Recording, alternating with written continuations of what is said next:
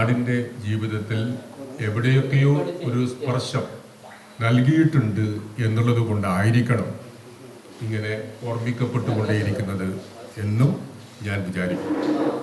എനിക്ക് വിനോദുമായിട്ടുള്ള ബന്ധം എന്ന് പറയുന്നത് ഒരു തരത്തിൽ നമ്മളിപ്പോൾ അയൽവാസിയാണ്. ഒരു 1 കിലോമീറ്റർ പോയി കഴിഞ്ഞാൽ എൻ്റെ വീടായി. പക്ഷെ അയൽവാസിയതിനപ്പുറത്ത് ഞാൻ വിനോദിനെ കാണുന്നത് എൻ്റെ കോളേജിൽ വെച്ചിട്ടാണ്. ഞാനവിടെ അധ്യാപകനായിരിക്കുന്ന സമയത്താണ് വിനോദ് അവിടെ വിദ്യാർത്ഥിയായി വന്നത്. വിനോദ് KSUവിൻ്റെ പ്രവർത്തകനല്ല, അതിൻ്റെ നേതാവായിരുന്നു. അവിടുത്തെ വളരെ സ്മാർട്ടായിട്ടുള്ള ഒരു വിദ്യാർത്ഥിയായിരുന്നു. എല്ലാത്തിലും ഇടപെടുന്ന, എവിടെയും കാണുന്ന എന്ന് പറയുമ്പോൾ ചിലപ്പോൾ ക്ലാസ്സിലേക്ക് ഇടയ്ക്ക് പോകാതിരിക്കുകയും ചെയ്യുന്ന, അങ്ങനെ ഈ സമയത്ത് അങ്ങനെ പറയാവുന്ന പിന്നെ പ്രശ്നങ്ങൾ പരിഹരിക്കാനുള്ള ശ്രമങ്ങൾ നടന്നുണ്ടാവും. എനിക്ക് വിനോദിനെ പറ്റി പറയുമ്പോൾ എനിക്ക് തോന്നുന്ന ഒരു പ്രധാനപ്പെട്ട കാര്യം, ഞാൻ നേരത്തെ പറഞ്ഞ പോലെ വളരെ സ്മാർട്ടായിട്ടുള്ളൊരു വിദ്യാർത്ഥിയായിരുന്നു, നല്ല ഇൻ്റലിജൻ്റ് ആയിട്ടുള്ള ഒരു സ്റ്റുഡൻ്റ് ആയിരുന്നു വിനോദ്. പക്ഷേ ആ ഇൻ്റലിജൻസ് കൃത്യമായിട്ട് തൻ്റെ പഠനത്തിൽ ഉപയോഗപ്പെടുത്താതെ പോയ ഒരു വിദ്യാർത്ഥി കൂടിയാണ് വിനോദ്. പലപ്പോഴും ക്ലാസ് കട്ട് ചെയ്ത് പുറത്തുകൂടി നടക്കുന്ന വിനോദിനെ, പരീക്ഷകൾക്ക് വേണ്ടിയുള്ള യാതൊരു പ്രിപ്പറേഷനും നടത്താത്ത വിനോദിനെ ഞാൻ പല സന്ദർഭങ്ങളിലും വിളിച്ച് എൻ്റെ ഡിപ്പാർട്ട്മെൻറ്റ് സ്റ്റുഡൻ്റ് അല്ല വിനോദ് ഫിസിക്സ് ആണ് വിനോദിൻ്റെ ഐച്ഛിക വിഷയം എന്ന് പറഞ്ഞ് ഞാൻ ചരിത്രം പഠിത്തരമായിട്ട് ഞാൻ കഴിഞ്ഞ അനുസ്മരണത്തിൽ ഞാനിത് പറഞ്ഞ കാര്യമാണ്. ഇന്നിപ്പോൾ ഞാൻ കൃത്യമായിട്ട് പഠിക്കുന്ന, ഞാൻ പരീക്ഷ പാസ്സാകുന്ന ശ്രദ്ധകൾ നോക്കിക്കൊണ്ടുള്ളത് എന്നോട് അയക്കുക എന്ന് പറയുക. അത് ആ ചിരിയിൽ ചിലപ്പോൾ ചിരിയിലും ആ സമയത്തുള്ള വിനോദിൻ്റെ അല്ലെങ്കിൽ കർമ്മം നിർവഹിച്ചിരുന്നെങ്കിൽ തീർച്ചയായിട്ടും തിരഞ്ഞെടുത്തത് രാഷ്ട്രീയം മോശമായ ഒരു കാര്യമാണ് എന്ന് ഇവിടെ ഇങ്ങനെ ഇരിക്കാനും നമുക്കിവരിങ്ങനെ കൂടിയിരിക്കാനും ലോകത്തിലൊക്കെ ഉണ്ടായതിൻ്റെ ഫലമാണ് എന്ന് കൃത്യമായിട്ട് വിശ്വസിക്കുന്നു. കാരണം രാഷ്ട്രീയ പ്രവർത്തകര്, നമുക്കിപ്പം രാഷ്ട്രീയ പ്രവർത്തകരെ ഉണ്ടാവും, അവര് രാഷ്ട്രീയത്തിലൂടെ സ്വന്തം കാര്യം നേടുന്നവരാണ് കാര്യമാണ്. ജീവിതം തന്നെ സമൂഹത്തിന് വേണ്ടി ജീവിതം തന്നെ നാട്ടിലുണ്ടായിരുന്നു എന്നുള്ളത് നമുക്കെല്ലാം അറിയുന്ന കാര്യമാണ്. അദ്ദേഹത്തെ പ്രേരിപ്പിച്ചൊരു കാര്യം, താൻ ജനിച്ചു വളർന്ന നാടിനോടുള്ള തൻ്റെ ഉള്ളത് എങ്ങനെയോ ധരിച്ചു മനസ്സിലാക്കുകയും അല്ലെങ്കിൽ ആയിട്ടും വിനോദ് അദ്ദേഹത്തിലെ ശൈലിയൊക്കെ നമ്മൾ നിരന്തരമായിട്ട് ഓർക്കുക എന്ന് പറയുന്നത്. ഒന്ന് SFIയുടെ പ്രവർത്തനത്തിനോ KSUവിൻ്റെ പ്രവർത്തനത്തിനോ പോയാൽ ഞങ്ങൾക്ക് പ്രാക്ടിക്കൽ റെക്കോർഡ് സൈൻ ചെയ്ത് തരില്ല. അപ്പോൾ വിനോദ് അപ്പോഴും റെക്കോർഡ് കൊണ്ട് ബോട്ടണിയിലെ ഒരു കൊച്ചി ത്രേസ്യാമ്മ ആൻഡ്രൂസ് ഉണ്ടായിരുന്നു. അപ്പോൾ പ്രേമ ടീച്ചർ ഇവിടെ തന്നെ പെരിയ. അപ്പോൾ അവരടുത്ത് നീ പോയിട്ട് നിൽക്കുമ്പോൾ എനിക്ക് സോപ്പിടിച്ചിട്ട് എങ്ങനെയെങ്കിലും വാങ്ങിത്തരണം എന്ന് പറഞ്ഞുകൊണ്ട് ഞങ്ങളുടെ കയ്യിലെല്ലാം റെക്കോർഡ് വിടുന്നൊരു പ്രശ്നം കൂടി ഉണ്ടായിരുന്നു. ഒരു ദിവസം കൊച്ചി ത്രേസ്യാമ്മ ടീച്ചർ വിനോദിൻ്റെ റെക്കോർഡ് പറക്കിച്ചാടി. ഓനെന്താ എൻ്റെ മുമ്പിൽ വന്നൂടെ, നിങ്ങളെ ഏൽപ്പിക്കാൻ എന്തെങ്കിലും പറഞ്ഞ് ടീച്ചർ വല്ലാത്ത രീതിയിൽ ചീത്ത പറഞ്ഞു. അപ്പം അങ്ങനെ ഈ രീതിയിലൊരു പരസ്പര സഹായം കൂടിയായിരുന്നു നമ്മൾ. കാരണം ഇവരൊക്കെ തന്നെ പ്രാക്ടിക്കൽ ക്ലാസ് തീരെ അറ്റൻഡ് ചെയ്യാറില്ല. ഞങ്ങൾ പ്രാക്ടിക്കൽ ക്ലാസ് ഒന്നും കട്ട് ചെയ്തിട്ട് ഞങ്ങളൊന്നും മറ്റു പ്രവർത്തനത്തിൽ പോയില്ല. കാരണം നമുക്ക് തീരെ മാർക്ക് കിട്ടില്ല എന്നതുകൊണ്ട് തന്നെയാണ് നമ്മൾ അത്രയും കഷ്ടപ്പെട്ടിട്ടാണ് നമ്മളെ രക്ഷിതാക്കൾ നമ്മളെ പഠിപ്പിക്കുന്നത്. അതുകൊണ്ട് തന്നെ പ്രാക്ടിക്കൽ ക്ലാസ് ഒന്നും കട്ട് ചെയ്യാതെ ഞങ്ങൾ കൃത്യമായി അതിൽ അറ്റൻഡ് ചെയ്യുമായിരുന്നു. പക്ഷേ ഇവർ നേരെ തിരിച്ചാണ്, പ്രാക്ടിക്കൽ ക്ലാസ്സിന് അറ്റൻഡ് ചെയ്യാൻ സമയം ഉണ്ടായാലും എപ്പോഴും പരിപാടിയായിരിക്കും, ആ രീതിയിലേക്കായിരുന്നു. അപ്പോൾ അതുകൊണ്ട് പ്രാക്ടിക്കൽ ക്ലാസ്സിന് അറ്റൻഡ് ചെയ്യാത്തവർക്കൊന്നും തന്നെ ടീച്ചേഴ്സ് സൈൻ ചെയ്ത് കൊടുക്കില്ല. അത് വളരെ കർശനമായി തന്നെ പറയും. അവസാന ഘട്ടം വരെ പ്രാക്ടിക്കൽ പരീക്ഷയുടെ തലേ ദിവസം വരെ ക്യൂ നിന്ന് കണ്ടമാനം അവിടെ നിർത്തിച്ച് ബുദ്ധിമുട്ടിക്കുന്ന ഒരു സ്ഥിതിയെല്ലാം നമുക്ക് എപ്പോഴും ഉണ്ടാവാറുണ്ട്. ഞങ്ങൾ നെഹ്റു കോളേജിൽ പ്രീ ഡിഗ്രിക്ക് ഒന്നിച്ചായിരുന്നു പഠിച്ചത്, ഡിഗ്രിക്കും ഒന്നിച്ചായിരുന്നു. Pre degree Vinod Kumar second ഗ്രൂപ്പായിരുന്നു, ഞാനും സെക്കൻഡ് ഗ്രൂപ്പായിരുന്നു. ഞാൻ B1 വിനോദ് B2 ആയിരുന്നു. ഇപ്പോൾ ലാംഗ്വേജിനും പ്രാക്ടിക്കൽ ക്ലാസ്സിനെല്ലാം അധികവും ഞങ്ങൾ ഒരുമിച്ച് തന്നെയാണ് ഉണ്ടാവാറുള്ളത്. അതോടൊപ്പം ഞാൻ ഒരു SFI പ്രവർത്തകയും ഒരു നല്ല KSU പ്രവർത്തകനുമായിരുന്നു. ആ സമയത്ത് SFIയുടെ UUC ആയിട്ടൊക്കെ തന്നെ വിനോദ് മത്സരിക്കുമ്പോൾ വളരെ ശക്തമായ വാക്കേറ്റവും ക്ലാസ്സിന് പുറത്ത് നല്ല വാക്കേറ്റവും ക്ലാസ്സിനുള്ളിൽ അത് സമാധാനിപ്പിക്കാനുള്ളൊരു മനസ്സ് വിനോദിനുണ്ടായിരുന്നു. വിനോദ് നല്ലോണം ഭയങ്കര കുഴപ്പമാക്കും. കാരണം അവരുടെ സ്ഥിരം താമസം ഈ രാധാകൃഷ്ണ ടൂറിസ്റ്റ് ഹോമാണ്. അതിലത്തെ രാധാകൃഷ്ണനും അതേപോലെ തന്നെ വിനോദും അങ്ങനെ കുറേ പേർ, ജെയിംസൊക്കെ തന്നെ, ജെയിംസ് ഡിഗ്രിക്കാണ്, ഞങ്ങൾ സീനിയറാണെങ്കിലും നമ്മുടെ കൂടെ തന്നെ എപ്പോഴും ഉണ്ടാവുന്ന ഒരു കക്ഷി കൂടിയാണ്. അതേപോലെ തന്നെ ABVP രാജേശ്വരിയും ഞങ്ങളിങ്ങനെ ഭയങ്കര കടിച്ചു കീറുന്ന രീതിയിലേക്കായിരുന്നു അന്നത്തെ രാഷ്ട്രീയ പ്രവർത്തനം. അതിനകത്ത് രാജേശ്വരി നമ്മുടെ രാമജന്മഭൂമി അമ്പലം പണിയാൻ പോകുമ്പോൾ സ്വന്തം കൈ മുറിച്ച് ആ ചോര കൊണ്ട് ആ പോകുന്നവരെയൊക്കെ തന്നെ രക്തതിലകമണിയിക്കുന്ന ഒരു ചടങ്ങ് കാഞ്ഞങ്ങാട് റെയിൽവേ സ്റ്റേഷനിൽ വെച്ചിട്ടുണ്ടായിരുന്നു. അപ്പോൾ അന്ന് പിറ്റേ ദിവസം വിനോദിൻ്റെ കളിയാക്കൽ, രാജേശ്വരിയെ കയ്യേ പോയി എന്ന് പറഞ്ഞുകൊണ്ട് ഭയങ്കര കളിയാക്കലായിരുന്നു. അപ്പം അങ്ങനെ അതൊക്കെ തന്നെ ക്ലാസ്സിൽ ഏത് പ്രശ്നം ഉണ്ടായാലും ഒരു രാഷ്ട്രീയവൽക്കരിക്കുകയും അത് പ്രശ്നമാകും. പിന്നീട് ഒരു 5 മിനിറ്റ് കൊണ്ട് ഞങ്ങൾ സുഹൃത്ത് ബന്ധത്തിനൊരു പ്രശ്നവും തട്ടാത്ത രീതിയിലേക്ക് പോകാൻ എപ്പോഴും വിനോദ് ശ്രമിച്ചിരുന്നു. കാരണം സ്ഥിരം ഞങ്ങൾ കോളേജിൽ അടിയായിരുന്നു, മിക്കവാറും അടി കൊള്ളുന്നത് വിനോദമായിരിക്കും. വിനോദിൻ്റെ പായുമ്പോൾ ഷട്ടലും പിന്നെ കീറലും അങ്ങനെയുള്ള പ്രശ്നങ്ങളൊക്കെ തന്നെ ഉണ്ടായിരുന്നു. മിക്കവാറും SFI പിള്ളമാരെ ഷർട്ടും കൈ പിടിച്ചിട്ട് ഇവർ അടിയാകുമ്പോൾ ഷട്ടലും പറക്കി വാച്ചും അതെല്ലാം പറക്കി നിൽക്കൽ ഞങ്ങളായിരുന്നു. അപ്പം അങ്ങനെ ഉള്ള ഒരു ഇതായിരുന്നു. ബാലമാഷൊക്കെ തന്നെ അന്ന് കോളേജിൽ ഉണ്ടായിരുന്നു. അപ്പോൾ ഈ സമയത്തൊക്കെ തന്നെ വിനോദിൻ്റെ ആ ഒരു വ്യക്തിബന്ധം എപ്പോഴും കാത്തു സൂക്ഷിക്കാൻ വേണ്ടി ശ്രമിച്ചിരുന്നു. പിന്നീട് SFI കഴിഞ്ഞ് ഡിഗ്രിയിലാണ് ഞങ്ങൾ ഒന്നിച്ചത്. ഡിഗ്രിയിൽ വിനോദ് ഫിസിക്സ്, ഞാൻ സുവോളജി ആയിരുന്നു. അപ്പോൾ ഫിസിക്സ് ആയാലും നമ്മൾ ലാംഗ്വേജ് ക്ലാസ്സും അതേപോലെ തന്നെ പ്രാക്ടിക്കൽ ക്ലാസ്സും, പ്രാക്ടിക്കൽ അവർക്ക് ഡിഗ്രിക്ക് മെയിൻ പ്രാക്ടിക്കലാണ്, എന്നാലും സബ് ഞങ്ങൾ കെമിസ്ട്രിയും ഫിസിക്സുമാണ്. അപ്പോഴൊക്കെ തന്നെ അതിൻ്റെയൊക്കെ തന്നെ അധ്യാപകർ സംബന്ധിച്ച ക്ലാസ്സുകൾ സംബന്ധിച്ചൊരു കമ്പാരിസണും നന്നായി പഠിക്കാനൊപ്പം പിന്നെ തയ്യാറായ ഒരു വ്യക്തി കൂടിയായിരുന്നു വിനോദ്. കാരണം രാഷ്ട്രീയ പ്രവർത്തനം ഉണ്ടാകുമെങ്കിലും കൃത്യമായി പഠിക്കാൻ തയ്യാറായിരുന്നു. ഞങ്ങളുടെ ക്ലാസ്സിലൊരു അനിലുണ്ട്. അനിൽ അങ്ങനെ പ്രത്യക്ഷത്തിൽ വർക്കിനൊന്നും പോകുന്നില്ല, അവന് ഇന്ന് DYSP ആണ്.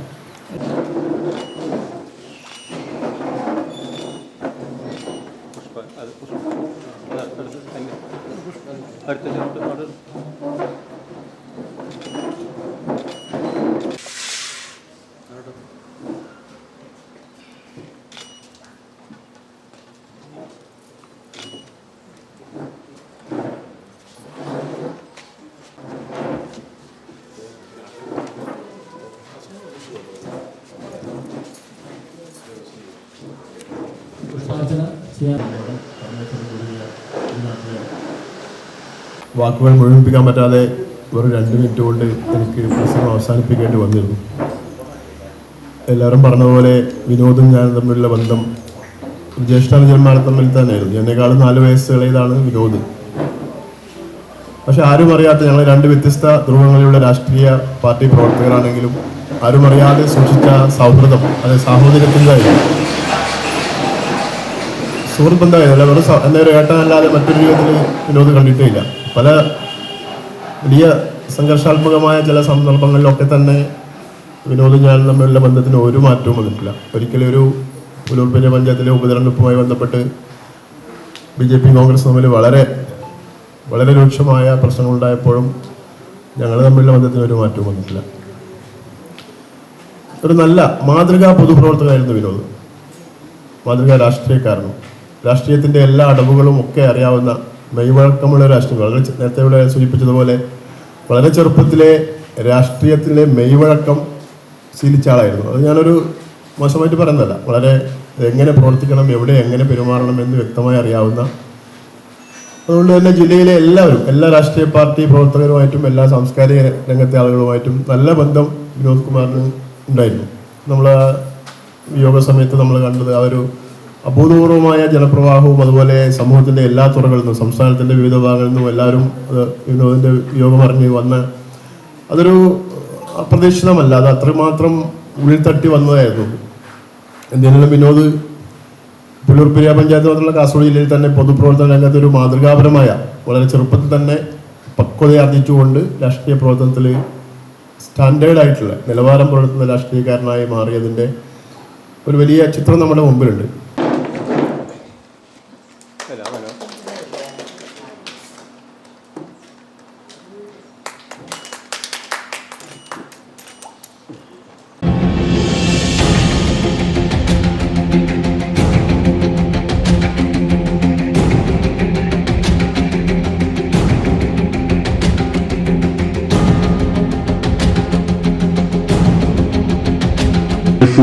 ജില്ലാ പ്രസിഡന്റ്, യൂത്ത് കോൺഗ്രസ് ജില്ലാ പ്രസിഡന്റ് കാര്യങ്ങൾ അർപ്പിച്ചുകൊണ്ട് ഞാൻ എൻ്റെ കടമയിലേക്ക് കടക്കുകയാണ്. ഈ ഇടകളിൽ പ്രവർത്തിച്ച ബഹുമാനപ്പെട്ട നമ്മുടെ ഹക്കീം കുന്നിൽ അവർക്കെയും സ്വാഗതം ചെയ്യുന്നു. അതുപോലെ എനിക്ക് ആദ്യമായി സ്വാഗതം ചെയ്യുന്നു. അതുപോലെ ഈ എല്ലാ നാട്ടുകാരുടെയും ഇവരെയും സ്വാഗതം ആശംസിച്ചുകൊണ്ട് സ്വാഗതം ചെയ്തുകൊണ്ട് ഈ പരിപാടിയിൽ അനുസ്മരണ പ്രഭാഷണം നടത്താനായി എത്തിച്ചേർന്ന ഗോപാലിനെ ക്ഷണിച്ചുകൊണ്ട് നിർത്തുന്നു. ഇതിൽ സഹായിച്ച കഥകൾ വളരെ വ്യക്തമായി അറിയുന്ന ഒരു പ്രമുഖ സ്ഥാനത്തെത്തി നിന്നുകൊണ്ട് അഹോരാത്രം പ്രവർത്തിച്ച നമ്മുടെ പ്രിയപ്പെട്ട സഹോദരൻ ഒരുപാട് സാമൂഹ്യ രാഷ്ട്രീയ മേഖലകളിൽ നേരത്തെ ഇവിടെ സൂചിപ്പിച്ചതുപോലെ പഞ്ചായത്ത് മെമ്പറായ കാലഘട്ടം, ബാങ്ക് പ്രസിഡന്റായ കാലഘട്ടം, അതുപോലെ തന്നെ സ്കൂളുകളിലെ പുരോഗതിക്ക് ആവശ്യമായ പ്രവർത്തന രംഗത്തെല്ലാം വളരെയേറെ സജീവമായി പ്രവർത്തിച്ച ഒരു ചെറുപ്പക്കാരൻ ആണ് ശ്രീ വിനോദ്. പ്രതിപക്ഷ രാഷ്ട്രീയ പാർട്ടികൾക്ക് പോലും ശ്രീ വിനോദിനെ കുറിച്ച് രാഷ്ട്രീയപരമായ അഭിപ്രായമല്ലാതെ വ്യക്തിപരമായി വിനോദിനെ കുറിച്ച് യാതൊരുവിധ അഭിപ്രായ വ്യത്യാസമില്ലാത്ത ചുരുക്കം ചില രാഷ്ട്രീയ നേതാക്കളിൽ ഒരാളായിരുന്നു ശ്രീ വിനോദ് എന്ന് ഞാൻ പറയാതെ നിങ്ങൾക്കറിയാം.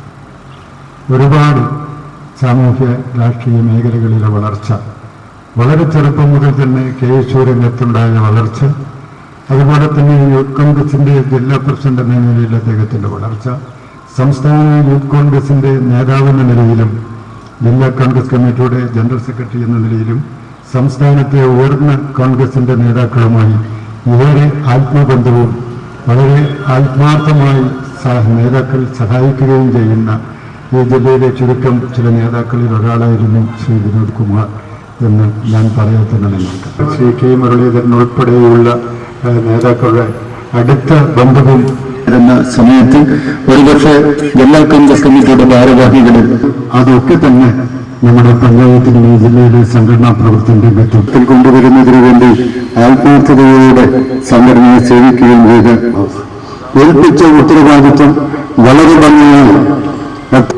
ഒന്നാം ചരമദിനം എന്ന നിലയിൽ രാഷ്ട്രീയ രംഗത്തെ കൊന്നിട്ട കടക്കാരെ പുകഴ്ത്തി പറയുന്നത് അതിന് പ്രസക്തിയില്ല എന്നുള്ളത് കൊണ്ട് പ്രിയങ്കനായ അധ്യക്ഷൻ പ്രിയപ്പെട്ട ശ്രീ KV ഗോപാലേട്ടൻ തലകുനിച്ചുകൊണ്ടും അദ്ദേഹത്തിന്റെ ആത്മാവിന് മുമ്പിൽ ആദരവുകളൊക്കെ A ഗോവിന്ദൻ നായർ, ജില്ലാ കോൺഗ്രസ് കമ്മിറ്റിയുടെ വൈസ് പ്രസിഡന്റ് ശ്രീ രാജേട്ടൻ, പ്രിയപ്പെട്ട പഞ്ചായത്ത് പ്രസിഡന്റ് ശ്രീ CK ചരമ വാർഷിക ദിന പരിപാടിയുടെ ഉദ്ഘാടനം ചെയ്ത ഇതിന് വേണ്ടിയിട്ടുള്ളൂ.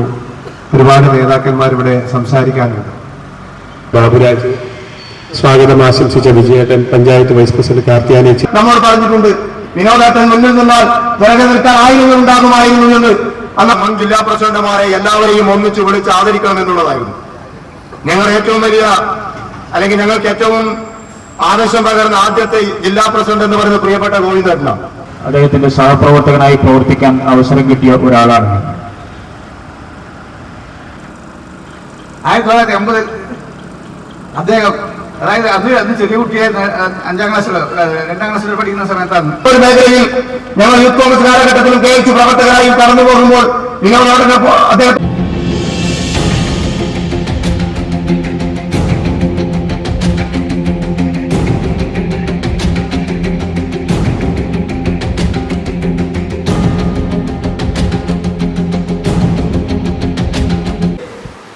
ഭരണവർഗത്തിനെതിരായിട്ടുള്ള സമരം കൂടുതൽ ശക്തിപ്പെടുത്തേണ്ടതുണ്ട് എന്ന് ഓർമ്മിപ്പിക്കുക മാത്രമാണ് ഞാൻ ചെയ്യുന്നത്.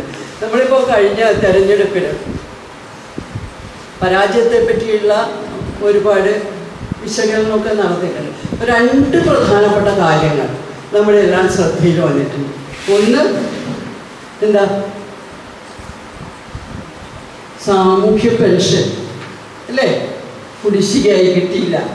2 ഞാൻ പറയാം, നമ്മുടെ എല്ലാ മേഖലയിലും തൊഴിലാളികൾ ഇവിടെ ഉണ്ട് എന്നാണ് ഞാൻ പ്രതീക്ഷിക്കുന്നത്. ഇല്ലെങ്കിലും പ്രശ്നമില്ല. ഇപ്പോൾ നിർമ്മാണ തൊഴിലാളികളുണ്ട്, ട്രാൻസ്പോർട്ട് മേഖലയിൽ ഓട്ടോറിക്ഷ തൊഴിലാളികളുണ്ട്, അതുപോലെ അംഗൻവാടി ജീവനക്കാരുണ്ട്, പിന്നെ ഹരിതകർമ്മസേന ഉണ്ട്, പീഡി തൊഴിലാളികൾ ഉണ്ടാവുമെന്ന് ഞാൻ വിചാരിക്കുന്നു, ആശമാരുണ്ട്, ഇവരൊക്കെ ഉണ്ടല്ലോ. ഇവരെല്ലാം ചേരുന്ന സമയത്ത് വ്യത്യസ്തമായ ജീവിത തലങ്ങളിലുള്ള ആളുകൾ, അവരുടെ വ്യത്യസ്തമായ ജീവിതാനുഭവങ്ങൾ, അവരുടെ വരുമാനത്തിലുള്ള സവിശേഷത, ഇതൊക്കെ നമ്മുടെ മുമ്പിലുണ്ട്. അപ്പോഴും പൂർണ്ണ സംതൃപ്തിയോടുകൂടിയാണോ നമ്മൾ ആരെങ്കിലും ജീവിക്കുന്നത്? നമുക്ക് കിട്ടുന്ന വരുമാനം നമ്മുടെ ജീവിതത്തെ നല്ല രീതിയിൽ മുന്നോട്ട് കൊണ്ടുപോകാൻ സഹായകരമായതാണോ? അതിനെ മെച്ചപ്പെടുത്തുന്നതിൽ നമുക്ക് സാധിച്ചിട്ടുണ്ടോ എന്ന് പരിശോധിക്കുന്ന സമയത്ത് ഓരോ യൂണിയനകത്തും കമ്മിറ്റികളിലൊക്കെ പോകുന്ന സമയത്ത് വലിയ ആശങ്കകൾ. അത് പൊതുവെ അധ്വാനിക്കുന്ന എല്ലാ ആളുകൾക്കും പൊതുവായിട്ട് നിർത്തി. എന്നിട്ട് എന്താ ഉണ്ടായത്? ഇപ്പോൾ ഞാൻ കേട്ടിട്ടുള്ള ഒരു പരാതി, മെഡിക്കാരപ്പോൾ പൈസ വയ്ക്കുന്നു എന്നുള്ള രീതിയിലുള്ള ഞാൻ പറയുന്നത്. അപ്പോൾ തീർച്ചയായും നമുക്ക് അങ്ങനെ പിന്നെ അല്ലെ നമ്മുടെ യൂണിയൻ വേണ്ട എന്നാണോ അതിൻ്റെ അർത്ഥം? തീർച്ചയായിട്ടും പരിസംഖ്യ ചോദിക്കുന്നത്. പിന്നെ ഡിസംബർ 31 2024 എല്ലാ നമ്മൾ അഫിലിയേഷൻ പ്രവർത്തനത്തിലേക്ക് പോവുകയാണ്. 2024 ജനുവരി മുതൽ ഡിസംബർ അഫിലിയേഷൻ കൊടുക്കുകയാണ്, സേഫ് സെൻറ്റർ കൊടുക്കുകയാണ്, ലേബർ ഓഫീസിലേക്കും കൊടുക്കുകയാണ്. ിലേക്ക് ഈ തൊഴിലാളി ഉണ്ട് എന്ന് നമുക്ക് ബോധ്യപ്പെടുത്താൻ പറ്റുള്ളൂ. എത്ര പേര് പരിസംഖ്യ അടച്ചോ? അതൊരു ആത്മപരിശോധന നടത്തുന്ന ഒരു പെർഫോം വന്നിട്ടുണ്ട്. നേരമറിച്ച് നിങ്ങൾ വർഷാവസാനം 120 ചോദിക്കുമ്പോൾ വർക്കേഴ്സ് യൂണിയൻ്റെ പരിസംഖ്യ എത്രയാണെന്ന് അറിയാമോ? പ്രയാസങ്ങൾ എന്ന് നമുക്ക് മനസ്സിലാക്കാൻ സാധിക്കും. ഞാൻ പണ്ട് സ്ഥലത്താണ് നമ്മുടെ യൂണിയനെ മെമ്പർഷിപ്പിന് ചോദിക്കാൻ വേണ്ടി പാണത്തോരോ പരത്തടിയോ വെസ്റ്റ് എന്നുള്ള കാര്യം ഇന്ന് എവിടെയാണ് എത്തി നിൽക്കുന്നത്? സാമൂഹ്യ പെൻഷനല്ല, തൊഴിലാളികളെ സംബന്ധിച്ചിടത്തോളം എല്ലാ പെൻഷനും, PF പെൻഷൻ അടക്കമുള്ള കാര്യങ്ങൾ. PF പെൻഷനെ കുറിച്ച് നമ്മുടെ CITU സന്ദേശത്തിൽ ഒരു ലേഖനം ഉണ്ട്. ഈ പെൻഷൻ ഫണ്ടിൽ എത്ര തുകയുണ്ട് എന്നറിയോ? 8,88,000 കോടി രൂപ ലിക്വിഡ് ക്യാഷ് അവരുടെ കയ്യിൽ നിൽക്കുകയാണ്. നമ്മൾ പെൻഷൻ വർധന വേണം, പെൻഷൻ 9,000 ആക്കണമെന്ന് പറയുമ്പോൾ ഇപ്പോഴും വീടിൻ്റെ കമ്മിറ്റിയിലൊക്കെ പോയ സമയത്ത് അവർ 1,000 താഴെ പെൻഷൻ വാങ്ങുന്നവരുണ്ട് എന്നാണ്. നമ്മൾ അടച്ച പൈസയാണ്, തൊഴിലാളികൾ അടച്ച പൈസയാണ്. അതിൻ്റെ വിഹിത ഈ ക്ഷേമ പെൻഷൻ അടക്കുമ്പോൾ നമുക്കറിയാം അതിനൊരു വിഹിതം പിന്നീട് നമുക്ക് പണിയെടുക്കാൻ കഴിയാത്ത സമയത്ത് നമുക്ക് പെൻഷനായിട്ട് കിട്ടും എന്നാണ് നമ്മൾ പ്രതീക്ഷിക്കുന്നത്. അത് ഏറ്റവും കുറഞ്ഞ പെൻഷൻ അത് പരിഷ്കരിക്കണം, ശമ്പളത്തിന് ആനുകാലികമായിട്ട് വേണം. അങ്ങനെ നിരവധി കാലത്തെ പോരാട്ടത്തിന് ശേഷം സുപ്രീം കോടതി വന്നു. പക്ഷെ ഇപ്പോഴും ഇതിനു വേണ്ടി ഇപ്പോഴും നമ്മൾ സമരം ചെയ്യുന്ന അവസ്ഥയാണ്. ഇതിലെന്ത് ന്യായീകരണമാണുള്ളത്? അത് ശരിയല്ല എന്ന് നമുക്ക് തോന്നുന്നു. നമ്മൾ പെൻഷൻ വാങ്ങിക്കുന്നവരല്ല എന്ന് വെച്ചാൽ എങ്കിലും ഇത്ര വലിയ അനീതി, ഇത്ര വലിയ നെറിക്കേട് ഈ നാട്ടിൽ അധ്വാനിക്കുന്ന വർഗത്തോട് ഇന്ത്യൻ ഭരണവർഗം കാണിക്കുകയാണ് എന്ന് നമുക്കൊരു പ്രതിഷേധവുമില്ല. ഇത് അനീതിയാണ്, ഇത് ശരിയല്ല എന്ന് നമുക്ക് തോന്നേണ്ടതില്ല. പെൻഷൻ എവിടെയെങ്കിലും ഉണ്ടോ? ഇപ്പോൾ ഒരു മേഖലയിലും പെൻഷൻ ഇല്ലാത്ത സ്ഥിതിയിലേക്ക് കാര്യങ്ങൾ വരികയാണ്. എല്ലാം ഈ തരത്തിൽ ചൂതാട്ടമാണ്. നമുക്ക് കിട്ടിയെങ്കിലായി, കിട്ടിയില്ലെങ്കിൽ ഇല്ല എന്ന രീതിയിൽ പുതിയ പെൻഷൻ സ്കീമിലേക്ക് കേന്ദ്ര ഗവൺമെൻറ് സർവീസ് അടക്കമുള്ള എല്ലാ ആളുകളും വന്നിരിക്കുക. എന്തായാലും അർത്ഥം ഇതുപോലെ നമ്മൾ കോൺട്രിബ്യൂട്ട് ചെയ്തിട്ടുള്ള നമ്മുടെ വിഹിതമായിട്ട് കൊടുത്തിട്ടുള്ള കാര്യങ്ങളെല്ലാം അവരെ കയ്യിലിരിക്കുകയും അതെങ്ങനെ കളിക്കണമെന്ന് അവരിഷ്ടം പോലെ തീരുമാനിക്കുകയും അവസാനം നിങ്ങൾക്ക് ഉറപ്പാക്കപ്പെട്ട പെൻഷൻ എന്ന് നമ്മുടെ രാജ്യത്തുണ്ടായിരുന്ന അല്ലെങ്കിൽ ഒരു ക്ഷേമരാഷ്ട്ര സങ്കല്പത്തിൽ ഉണ്ടായിരുന്ന കാര്യങ്ങൾ ഇല്ലാതാകുകയും ചെയ്തിരിക്കുകയാണ്. അങ്ങനെയാണ് പെൻഷൻ്റെ സ്ഥിതി ഇരിക്കുന്നത്. ഇപ്പം ഞാനിപ്പോഴും ആ ഉറപ്പാക്കപ്പെട്ട പെൻഷൻ്റെ ഒരാളാണ്. അതുകൊണ്ട് എനിക്കറിയാം എല്ലാ മാസവും കൃത്യമായിട്ട് എൻ്റെ അക്കൗണ്ടിലേക്ക് പെൻഷൻ വന്ന് പോകുമെന്ന്. പക്ഷെ അത് നേരെ മറിച്ച് 2000-ന് ശേഷം ജോലിയിൽ വന്ന ആളുകൾക്കില്ല. കിട്ടിയാലായി, കിട്ടിയിട്ടില്ലെങ്കിൽ പോയി എന്നുള്ള മട്ടിലാണ്. അതാണ് വന്നിരിക്കുന്ന മാറ്റം. ഇത് ആഗോളവൽക്കരണത്തിൻ്റെ നമ്മളെ കുറേ കാലം പ്രസംഗിച്ച കാര്യമാണ്. IMF ഇതുപോലുള്ള കാര്യങ്ങളൊക്കെ തന്നെ ഇടപെട്ടതിൻ്റെ ഭാഗമാണ്. ഇപ്പം നമ്മൾ മരിച്ചുപോയാലും കുറ്റം പറയാൻ പാടില്ല എന്നാണ്. എന്തായാലും ഇന്ത്യൻ പ്രധാനമന്ത്രിയായിരുന്ന മൻമോഹൻ സിംഗ് ആയിരുന്നു അതിൻ്റെ ഏറ്റവും ധനമന്ത്രിയായിരിക്കുന്ന സമയത്തും പ്രധാനമന്ത്രിയായിരിക്കുന്ന സമയത്തും ഒക്കെ തന്നെ അതിൻ്റെ പ്രയോക്താവായിട്ട് പ്രചാരകനായിട്ടൊക്കെ തന്നെ വന്നിട്ടുള്ളത്. അന്നേ നമ്മളും അതിനെതിരായിട്ട് പ്രസംഗിച്ചുകൊണ്ടേയിരിക്കുകയാണ്. ഇപ്പം മൻമോഹൻ സിംഗ് ഒക്കെ പോയി, ഇപ്പോൾ പുതിയ ആളുകളൊക്കെയാണ്, BJP ആണ്. അതിനേക്കാളും വിഷമുള്ളവരാണ് തൊഴിലാളികൾ എന്ന് പറഞ്ഞാൽ. അവർക്ക് ആ പദം പോലും ഉച്ചരിക്കാൻ കഴിയാത്തവരാണ്. അങ്ങനെയാണ് നമ്മുടെ ബജറ്റിലൊക്കെ തന്നെയും ആ ഒരു വാക്ക് പോലും പണിയെടുക്കുന്നവർ എന്ന രീതിയിലുള്ള ഒരു പദപ്രയോഗം പോലും നടത്താൻ കഴിയാത്ത രീതിയിലേക്ക് ഇന്ത്യൻ ഭരണാധികാരികൾ മാറിയിരിക്കുന്നത്. അപ്പോൾ അതിൻ്റെയൊക്കെ തന്നെ ഭാഗമായിട്ട് എല്ലാ മേഖലയിലുള്ള തൊഴിലാളികളും അനുഭവിക്കുന്ന പൊതുവായിട്ടുള്ള പ്രശ്നമുണ്ട്. അപ്പോൾ അതൊക്കെ തന്നെയും ഒരു തിരഞ്ഞെടുപ്പ് വരുമ്പോൾ എങ്ങനെയാണ് തൊഴിലാളികൾ ഉൾപ്പെടെയുള്ള ആളുകൾ അതിനെ വ്യാഖ്യാനിക്കുന്നത്?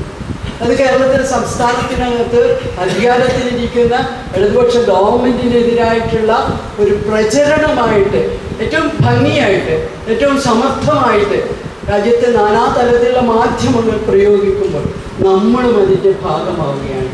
അത് ഈ പോരാട്ടം നടക്കുന്നത് അത് തിരിച്ചറിയാതെ കണ്ട് ഈ പെൻഷൻ അടക്കമുള്ള സാമൂഹ്യ പെൻഷൻ അടക്കമുള്ള കാര്യങ്ങൾ ഈ നാട്ടിലെ ജനതയെ സംബന്ധിച്ചിടത്തോളം ആവശ്യമാണ് എന്നുള്ള കാഴ്ചപ്പാടില്ല രാഷ്ട്രീയ ശക്തികൾ നമുക്ക് തിരിച്ചറിയാൻ കഴിയാതെ പോയി എന്നുള്ള നിർഭാഗ്യകരമായിട്ടുള്ള അനുഭവമാണ്. നമ്മളെങ്ങനെയാണ് അത് കൃത്യമായിട്ട് പറയുന്നത്? നമുക്കറിയാം കാസർഗോഡ് ജില്ലയിൽ എത്ര തൊഴിലാളികൾ CITUവിൻ്റെ അംഗങ്ങളായിട്ടുണ്ട് എന്ന്. ഈ അജാനൂർ പഞ്ചായത്തിൽ എത്ര തൊഴിലാളികൾ. എന്നിട്ട് പോലും ഒരു രാഷ്ട്രീയ പോരാട്ടം നടക്കുമ്പോൾ നമ്മുടെ കാര്യം എവിടെ ഉറപ്പിച്ചു നിർത്തണം